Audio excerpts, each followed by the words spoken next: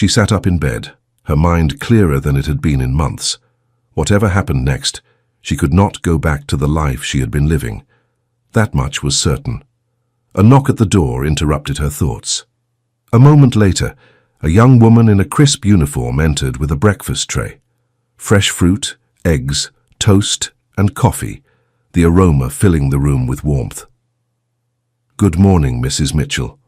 Mr. Mitchell would like to see you in the garden. Room whenever you are ready. There is no rush." Grace showered and dressed in the clothes that had been laid out for her, simple but elegant pieces that fit perfectly.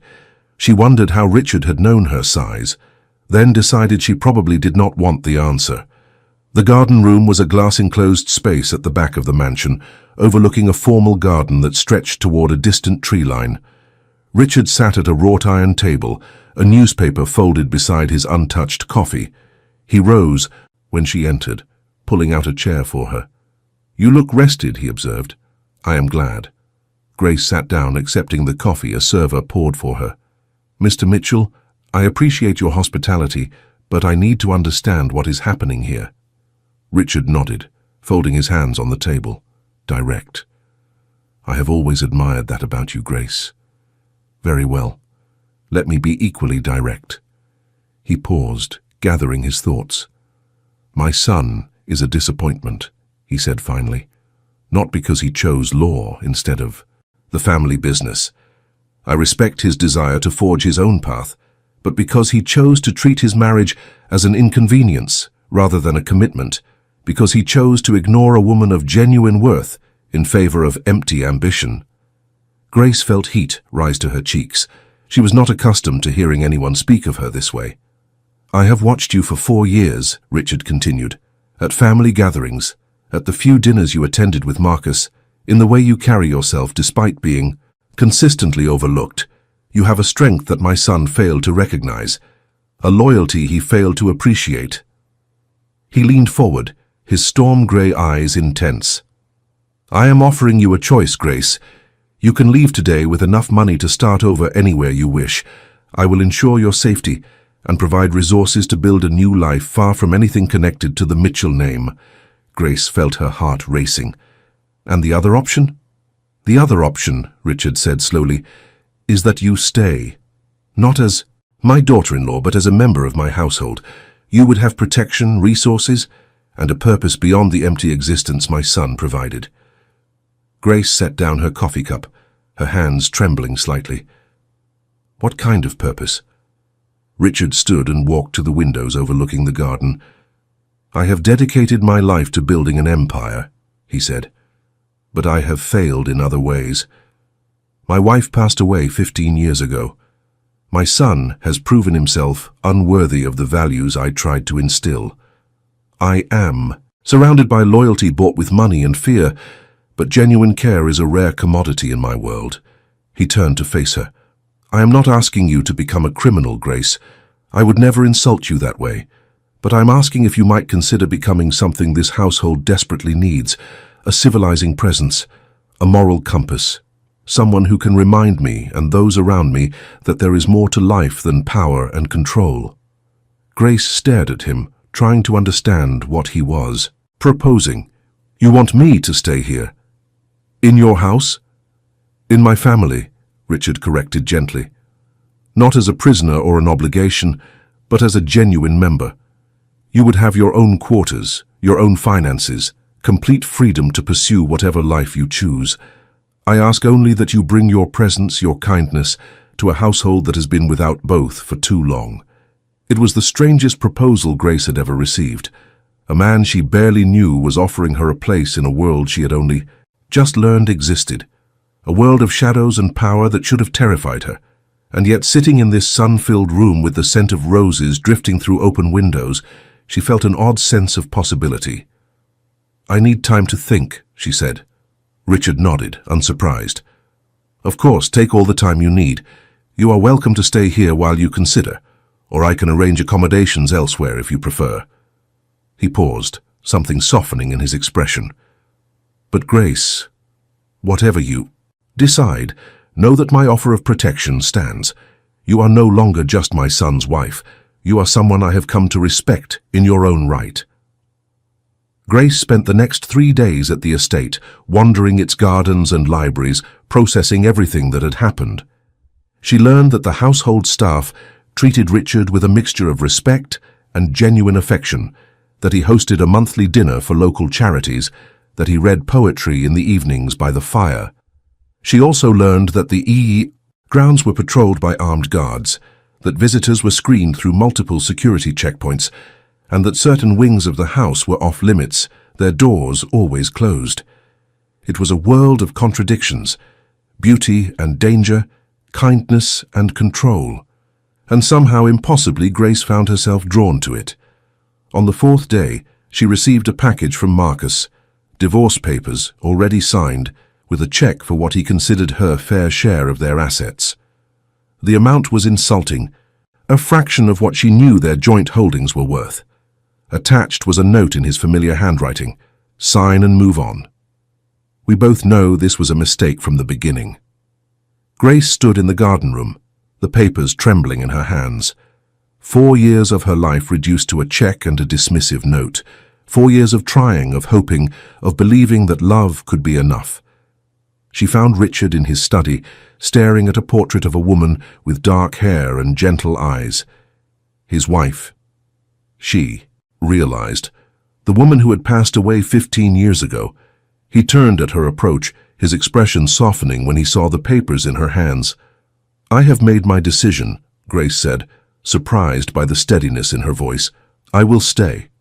Not because I have nowhere else to go, but because I believe you are telling the truth, about wanting something different, about needing someone to remind you of the good in this world." Richard studied her for a long moment. Then he nodded, a ghost of a smile, crossing his face. "Welcome to the family, Grace, the real family." Over the following weeks, Grace settled into her new life with a mixture of trepidation and growing confidence. Richard assigned her a comfortable suite in the East Wing with views of the formal gardens and access to a private library. He introduced her to the household staff as a valued member of the family, and their attitude toward her shifted from cautious curiosity to genuine warmth. She learned the rhythms of the estate. Breakfast was served at 7, always with fresh flowers from the greenhouse. Richard took his coffee in the garden room, reading reports that arrived in sealed envelopes. Dinners were formal affairs, held in a mahogany-paneled room with crystal chandeliers and silver service. She also learned the unspoken rules. Never ask about the men who came and went at odd hours, never enter the West Wing without invitation, never mention the name of a certain federal agency that seemed to cast a shadow over every conversation. But within those boundaries, Grace found an unexpected freedom. Richard encouraged her to explore the grounds, to visit the nearby town, to continue the teaching work she loved through volunteer programs he arranged. He spoke to her with respect, listened to her opinions, and slowly began to share pieces of his own story. He told her about his childhood in Sicily, the poverty that had driven his grandfather to seek a new life in America. He told her about his father, a man who had built an empire through equal parts brilliance and brutality. He told her about his wife, Maria, the only woman who had ever seen past his position to the person beneath. Grace listened, and gradually she began to understand. Richard Mitchell was not the villain of a crime drama. He was a man caught between legacies, trying to balance the demands of a world he had inherited with the person he wished he could be. One evening, as they sat by the fire in his study, Richard surprised her with a question. "If you could change one thing about your life, Grace, what would it be?" She considered the question carefully. "I would have trusted myself sooner," she said finally. "I spent 4 years trying to be what Marcus wanted, never asking what I wanted. I would have listened to my own instincts instead of silencing them." Richard nodded slowly. "That is wisdom, hard-earned," he said. "Most people never reach it." He was quiet for a moment, staring into the flames. "I would have protected my wife better," he said finally.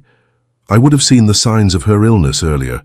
I would have spent less time building an empire and more time being present for the family I already had." Grace felt her heart ache for the pain in his voice.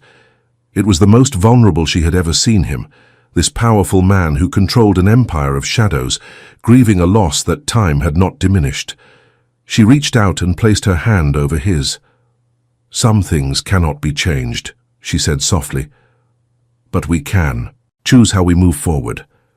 Richard looked at her hand on his, then at her face.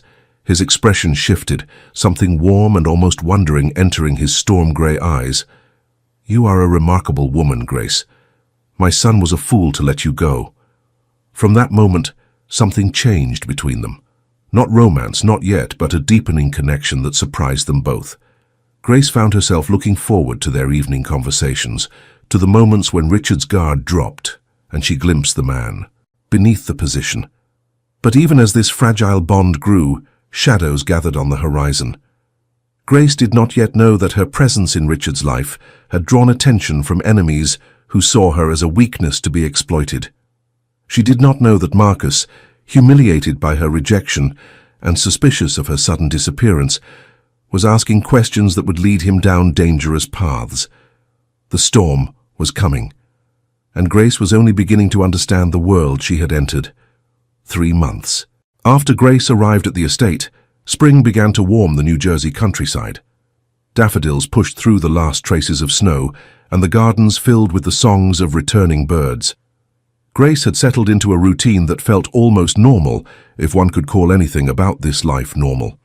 She had taken over the coordination of Richard's charitable work, organizing fundraisers and volunteer programs that allowed her to use her skills as an educator. The local community had embraced her as someone genuine, a sharp contrast to the polished executives and society wives who typically represented wealthy families in the region. Richard watched her work with an expression she could not quite read. Pride, perhaps, or something deeper, something that made her heart race when their eyes met across the dinner table. One afternoon, Grace was reviewing proposals in the garden room when Richard appeared in the doorway. He was dressed more casually than usual, in jeans and a sweater that softened his typically imposing presence. "Would you walk with me?" he asked. "There is something I want to show you." They strolled through the formal gardens, past the rose arbors and the reflecting pool, until they reached a gate Grace had never noticed before. Richard produced a key and led her through into a wilder section of the grounds where nature had been allowed to grow unchecked. This was Maria's favorite place, he said quietly. She called it her secret garden. After she passed, I could not bear to come here, but lately, he paused, looking at Grace with an intensity that made her breath catch. Lately, I have been thinking that she would have wanted it to live again. They walked in silence through overgrown paths, past dormant flower beds and a small stone fountain choked with leaves.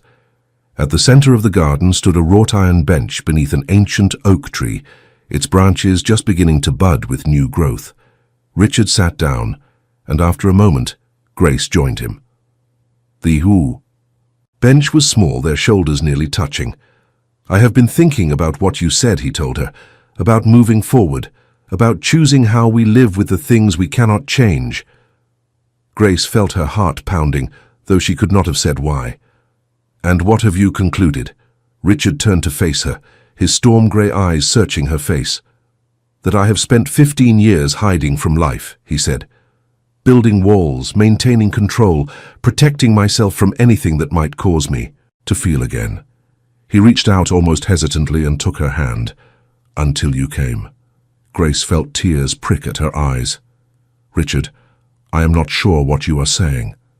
"I am saying that you have changed something in me, Grace." He squeezed her hand gently. "I am saying that for the first time in 15 years, I am not afraid to care about someone, to let someone see who I really am." The moment stretched between them, fragile and full of possibility. Grace knew she should be cautious, should remember who this man was and the world he controlled. But sitting in Maria's secret garden, with spring awakening around them and Richard's hand warm in hers, caution seemed very far away. "I am not afraid either," she said softly. Richard lifted her hand to his lips and kissed it gently, a gesture so tender it made her heart ache. "Then we will figure this out together," he said, "whatever comes." But their fragile peace was about to be tested. That evening, as Grace dressed for dinner, A commotion erupted in the main hall. She heard raised voices, the slam of doors, and something that sounded like furniture being overturned. She hurried downstairs to find Richard standing in the foyer, his expression thunderous.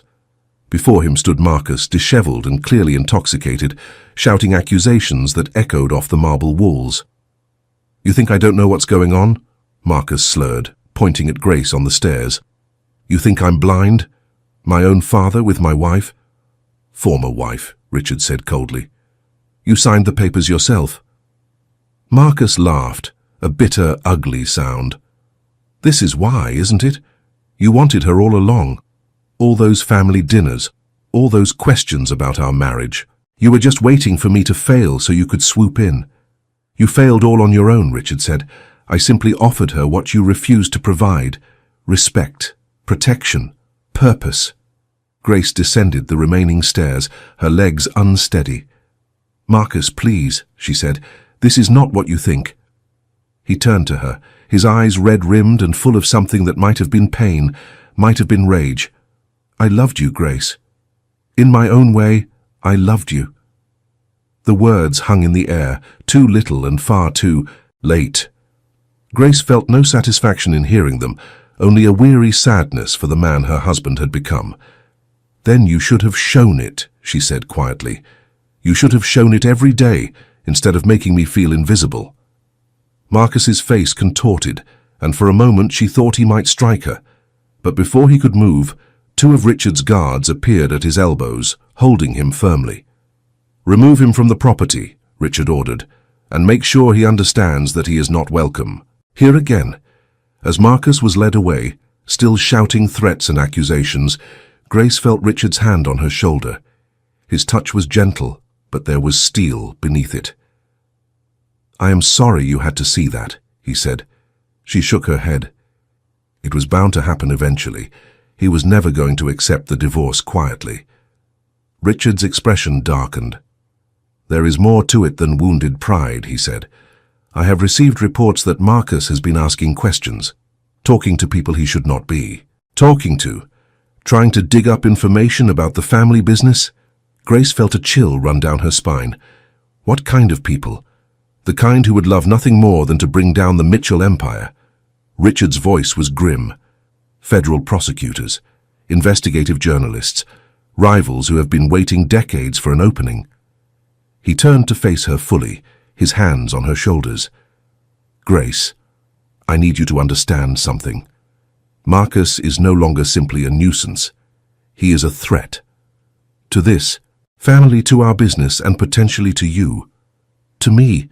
Why would anyone target me?" "Because of your connection to me," Richard said, "and because Marcus, in his anger and desperation, may not care who gets hurt as long as he feels he has won." Grace absorbed this information, fear and determination warring within her. "What do we do?" Richard's expression softened slightly. "For now, we stay vigilant. I am increasing security, limiting public appearances, and tracking Marcus's movements." He cupped her, face in his hands, his thumbs brushing her cheekbones. "And I'm going to keep you safe, Grace, whatever it takes." She believed him. In that moment, looking into his storm-grey eyes, she believed him completely. But the coming weeks would test that belief in ways neither of them could have imagined. Summer arrived with a heat wave that shimmered over the New Jersey countryside. The estate's gardens bloomed in riotous color, but a tension hung over the household that even the sunshine could not dispel. Grace noticed it in the way guards patrolled with increased frequency, in the hushed conversations that stopped whenever she entered a room, in the worried glances Richard thought she did not see. She had learned enough about Richard's world to understand that something was happening, something beyond Marcus's clumsy attempts at revenge. There were late-night meetings in the study, visitors who arrived with briefcases and left with grim expressions, phone calls that Richard took in, private with his jaw set tight. One evening she found him in Maria's garden, sitting on the wrought-iron bench where they had first acknowledged their feelings for each other. His shoulders were hunched, his head bowed. He looked older than she had ever seen him, the weight of his empire pressing down visibly. "Tell me," she said simply, sitting beside him. Richard was quiet for a long moment. Then he sighed, a sound heavy with exhaustion. "There is a rival organization," he said. "The Corsetti family. We have coexisted for decades, each respecting the other's territory. But their new leader, Vincent Corsetti, is young and ambitious. He wants to expand into areas we have controlled for generations." Grace felt fear curl in her stomach. "What does that mean?" "It means conflict," Richard said. "Possibly prolonged, possibly violent." He turned to look at her, and she saw the worry in his eyes. "It means that keeping you safe has become significantly more difficult." She reached for his hand. "I am not leaving, Richard." A ghost of a smile crossed his face. "I know. I would not ask you to. But I need you to understand the risks. Vincent Corsetti does not follow the old rules of our world. He does not respect boundaries or innocent parties. If he sees you as a way to hurt me—" He did not finish the sentence. He did not need to. Grace thought about the life she had led before, the years of invisibility in Marcus's world. She thought about the woman she had been, willing to shrink herself to fit someone else's expectations. That woman would have run from this danger, but she was not that woman anymore. "Then we face it together," she said. "Whatever comes." Richard lifted her hand to his lips, pressing a kiss to her knuckles. "Together," he agreed. The first sign of trouble came a week later. Grace was returning from a volunteer session at a local school when she noticed a black car following her vehicle. Her driver, a man named Thomas, who had been with Richard for 20 years, noticed it too. "Hold on, Mrs. Grace," he said, his voice calm but tense. "We're taking a detour." What followed was a terrifying 15 minutes of sharp turns and increasing speed. Thomas navigating back roads with expert precision while the black car stayed stubbornly in pursuit. Grace gripped the door handle, her heart pounding, watching the rearview mirror with growing dread.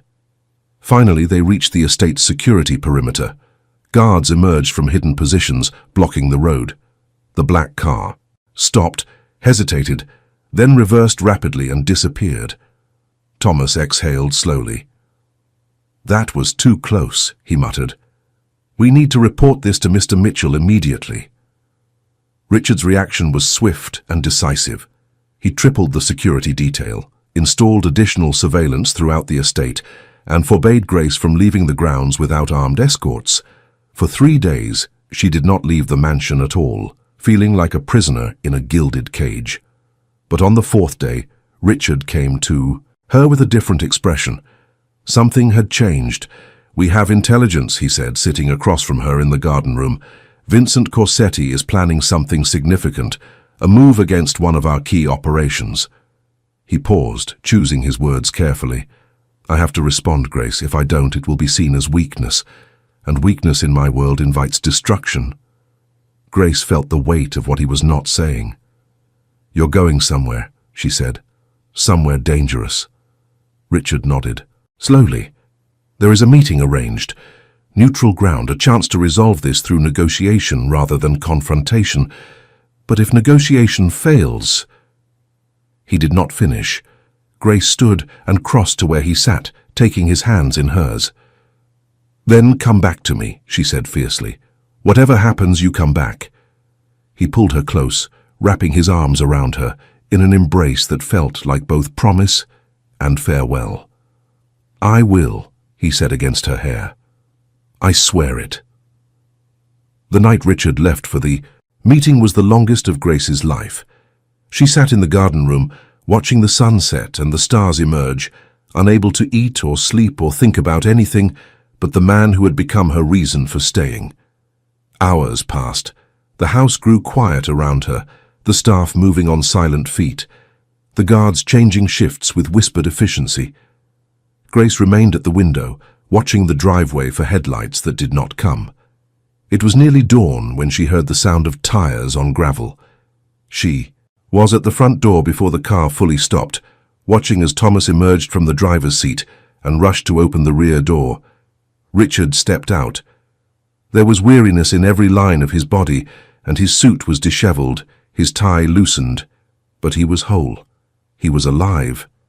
Grace flew down the steps and into his arms, not caring who saw or what they thought. She buried her face in his chest, feeling his heartbeat against her cheek, steady and strong and real. "It's done," he murmured, against her hair. "Vincent Corsetti has agreed to respect the traditional boundaries. There will be peace." "How?" she asked, pulling back to look at his face. A ghost of a smile crossed his features. "I made him an offer he couldn't refuse," he said, "something his ambition valued more than conflict with us." He cupped her face in his hands. "I told you I would come back, Grace. I always keep my promises." In the days that followed, the household slowly returned to normal. The extra guards were reassigned, the constant surveillance eased, and Grace was once again able to move freely beyond the estate's grounds. But something had shifted between her and Richard, a deepening of connection that came from surviving crisis together. They spent long evenings in the garden room, talking about everything and nothing. Richard shared more of his history, the choices he had made, and the regrets he carried. Grace told him about her childhood in Vermont, her dreams of making a difference in children's lives, the way her marriage to Marcus had slowly eroded her sense of self. One night, as they sat together watching a summer storm roll across the distant hills, Richard took her hand in his. "Grace," he said, his voice serious in a way that made her heart race. "These past months you have given me something I thought I had lost forever. Hope. Purpose. The belief that I can be more than the role I was born into." She turned to face him, seeing the vulnerability in his storm-grey eyes. "Richard, I feel the same way. You saw me when no one else did. You gave me a place where I could become who I was always meant to be." He reached into his pocket and withdrew a small velvet box. Grace felt her breath catch as he opened it, revealing a ring of elegant simplicity, a single diamond set in antique platinum. "I know this world I've brought you into is complicated," he said, "dangerous sometimes, full of shadows and moral ambiguity. But I also know that with you beside me, I am a better man." He paused, gathering courage. "Will you marry me, Grace? Will you make this family real?" Tears streamed down her face as she nodded, unable to find words. Richard slipped the ring onto her finger, and it fit perfectly, as if it had been waiting for her all along. "Yes," she finally whispered. "Yes, I will marry you." He pulled her close, and the storm broke over the estate, rain streaming down the windows as they held each other in the garden room. For Grace, it felt like a new beginning, a cleansing of everything that had come before. But even as they celebrated their engagement, another storm was gathering. Marcus Mitchell had not given up his quest for revenge, and he had finally found allies willing to help him achieve it. Autumn painted the New Jersey countryside in shades of amber and gold. Grace and Richard had set a wedding date for late November, and the household buzzed with preparations. The ceremony would be small, intimate, held in Maria's garden with only family and close associates in attendance. Grace wanted nothing like her first wedding, no grand spectacle, no hundreds of strangers, just the people who mattered, gathered to witness a love that had grown from the most unlikely circumstances. But 3 weeks before the wedding, everything changed. Grace was in the library reviewing final seating arrangements with the estate's event coordinator when raised voices erupted from the foyer. She hurried out to find Richard confronting a man she recognized as one of his senior advisors, a silver-haired gentleman named Salvatore, who had been with the family for decades. "How long?" Richard demanded, his voice shaking with barely controlled fury. Salvatore's face was ashen. "Years," he admitted. "Almost since the beginning of the investigation, they offered protection for my family. I had no choice." "There is always a choice," Richard said coldly, "and you chose betrayal." Grace felt the blood drain from her face as she understood what was happening. Salvatore had been an informant, feeding information to whoever was investigating the Mitchell organization. The rival families, the federal agencies, perhaps even Marcus himself. Richard turned to his guards. "Escort Mr. Salvatore to the East Wing," he ordered. "We have much to discuss about the nature of his cooperation." As Salvatore was led away, Richard's eyes found Grace across the foyer. His expression shifted from rage to something softer, more protective. "Come with me," he said, extending his hand. "There are things you need to know." In his study, with the doors closed and guards posted outside, Richard explained the situation. Salvatore's betrayal had exposed critical vulnerabilities in the organization. Information had been passed to federal prosecutors, information that could potentially lead to criminal charges against Richard and several of his key associates. "How serious is it?" Grace asked, her voice steady despite the fear curling in her stomach. Richard was quiet for a long moment. "Serious enough that I may need to make some difficult decisions," he said finally. "Decisions about the future of this organization, about my own role in it." Grace reached for his hand. "Whatever those decisions are, I support you, even if it means walking away from everything I've built." Richard's voice was heavy with emotion. "Even if it means starting over, somewhere else, as someone else." She met his eyes without flinching. "I did not fall in love with your empire, Richard. I fell in love with you. The man who reads poetry by the fire. The man who rebuilt a garden for a wife he still mourns. The man who saw me when no one else did." Richard pulled her close, burying his face in her hair. "I do not deserve you," he murmured. "Yes, you do," she said fiercely. "You deserve to be happy, Richard. You deserve to be loved." The following weeks were a whirlwind of activity. Richard brought in lawyers, negotiated with federal prosecutors, and began the complex process of transitioning his organization toward legitimate operations. It was not a quick process nor an easy one, but for the first time in decades, he was actively choosing to change the legacy he would leave behind. The wedding, despite everything, went forward as planned. On a crisp November afternoon, Grace walked down an aisle of fallen leaves in Maria's garden, wearing a simple ivory gown and carrying a bouquet of roses from the estate's greenhouse. Richard waited beneath the ancient oak tree, his eyes bright with unshed tears as she approached. The ceremony was brief and beautiful, their vows spoken in voices that trembled with emotion. When they kissed for the first time as husband and wife, the assembled guests broke into applause, and Grace felt as though her heart might burst with joy. But the celebration was cut short by an unwelcome arrival. Marcus Mitchell appeared at the garden gate, flanked by 2 federal agents. He was smiling, but it was a smile without warmth, the expression of a man who believed he had finally won. "Congratulations," he called out, his voice dripping with false cheer. "I hope you don't mind if I interrupt your special day with some news." Richard stepped in front of Grace, his body tense. "Whatever you have to say it, and leave." Marcus's smile widened. "The federal prosecutor has accepted my testimony. In exchange for everything I know about the Mitchell organization, and I know plenty from years of family dinners and overheard conversations, I've been granted full immunity." His eyes found Grace behind Richard's protective stance.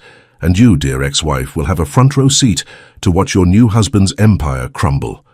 The garden fell silent. Grace felt the eyes of every guest upon them, felt the tension crackling like electricity before a storm. But Richard surprised everyone. Instead of fury, he smiled, a calm, almost pitying expression that made Marcus's confidence waver. "I wondered when you would show your hand," Richard said quietly. "I've been expecting this for some time." He glanced at the federal agents. "Gentlemen, I believe you'll find that my cooperation with your investigation has been quite thorough. Everything Mr. Mitchell claims to know is information I've already disclosed voluntarily." Marcus's face went pale. "What are you talking about? Did you really think I wouldn't notice your clumsy attempts at gathering intelligence?" Richard asked. "Did you really think Salvatore was the only source of information in this household?" He shook his head slowly. "I've been 3 steps ahead of you for months, Marcus. Every conversation you had with prosecutors, every piece of information you offered was anticipated and neutralized." One of the agents stepped forward, his expression uncomfortable. "Mr. Richard Mitchell has been a cooperative witness in our investigation," he confirmed. "His testimony has been instrumental in our efforts to prosecute the Corsetti organization and several corrupt officials." He paused. "Your information?" Mr. Marcus Mitchell was largely redundant. Marcus's face contorted with rage. "This isn't over," he snarled. "You think you've won, but I will find a way to destroy you, both of you." "No," Richard said, his voice carrying a finality that made Grace's heart swell with pride. "This is exactly over. You have nothing left to threaten us with, Marcus. No leverage, no information, no purpose." He gestured to the guards. "Please escort my former son-in-law from the property, and this time, make sure he understands that any further contact will be treated as harassment." As Marcus was led away, still shouting threats that grew fainter with distance, Richard turned back to Grace. His expression softened as he saw her standing there, her wedding bouquet crushed, forgotten in her grip. "I'm sorry," he said quietly. "This was supposed to be our day." But Grace was smiling through her tears. "It still is," she said. "It's the day we officially became a family. And nothing, not Marcus, not federal investigations, not any of it, can take that away." Richard pulled her close, and around them the guests slowly began to applaud again.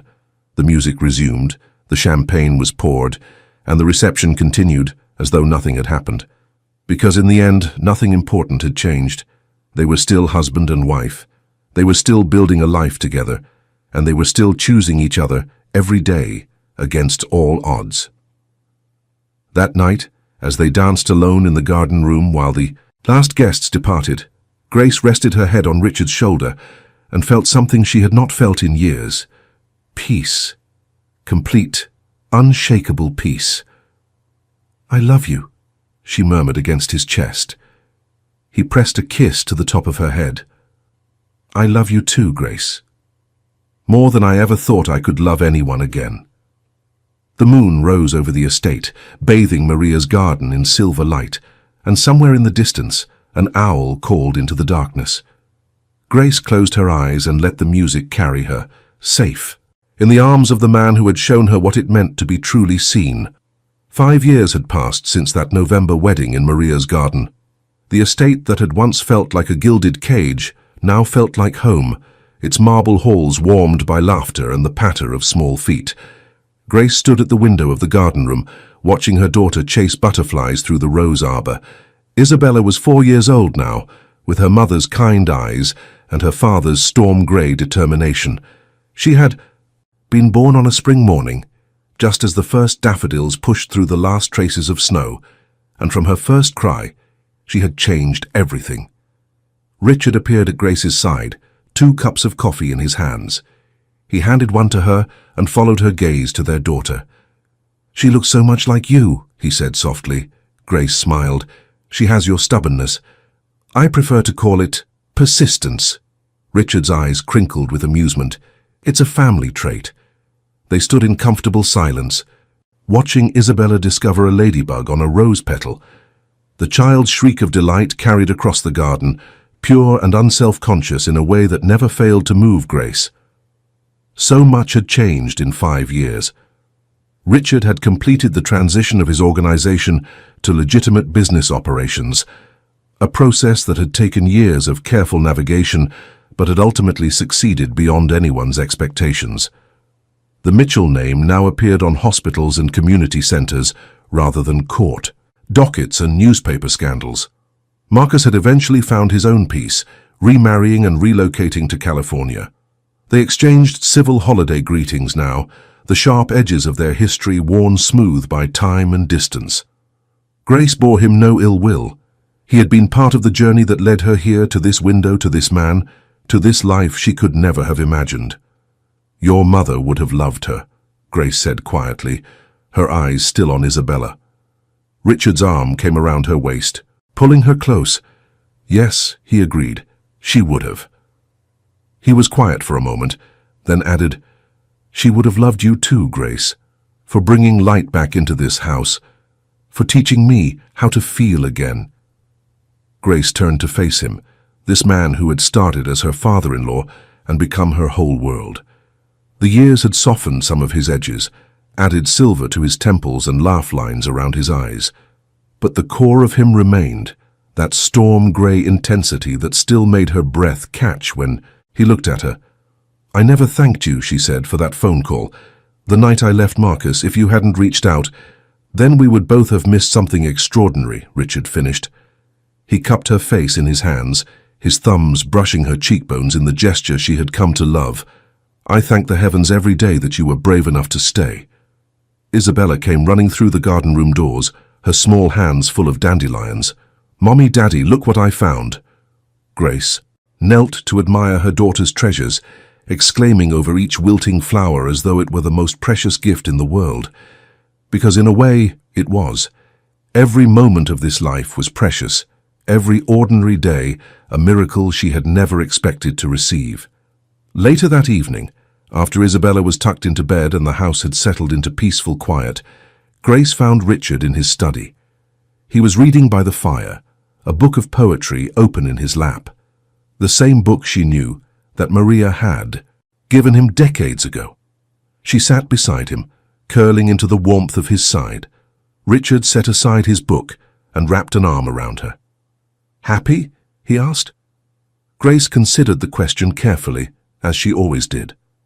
She thought about the woman she had been 5 years ago, standing outside a Manhattan hotel in November cold, her marriage in ruins and her future uncertain. That woman had been broken, invisible, convinced she had nothing left to offer the world. But that woman had also been brave, enough to answer a phone call from a stranger, brave enough to stay when running would have been easier, brave enough to love again when love had hurt her so deeply before. "Yes," she said finally. "Happier than I ever knew I could be." Richard pressed a kiss to her temple. "Then I have done something right with my life." They sat together in comfortable silence, the fire crackling softly, the old house settling around them with familiar creaks and sighs. Through the window, the November moon rose, over the gardens, illuminating the paths where Isabella would run tomorrow, and the bench in Maria's garden where Grace and Richard had first acknowledged their love. "Do you ever regret it?" Grace asked quietly. "Any of it?" Richard was thoughtful for a long moment. "I regret the years I spent hiding from life," he said finally. "The years after Maria when I thought I had no heart left to give." He turned to look at her, his storm-grey eyes soft with emotion. "But everything that came before led me to you, Grace. Every choice, every loss, every moment of darkness. And I would not change the path if it meant losing the destination." Grace felt tears prick at her eyes, but they were tears of joy, of gratitude, of profound and overwhelming love. She pressed closer to him, feeling his heartbeat against her cheek, steady and strong and endlessly reassuring. "Thank you," she whispered. "For what? For seeing me, for choosing me, for building this life with me." Richard tilted her chin up and kissed her, softly, a kiss that held 5 years of shared history and a lifetime of promises still to keep. "Thank you for saving me, Grace," he murmured against her lips. "I was lost in my own empire, surrounded by power and control, but desperately alone. You showed me what it meant to truly live again." The fire crackled, the moon rose higher. And in a study lined with leather-bound books and filled with memories of love lost and love found, two people who had found each other against all odds held on to what they had built together.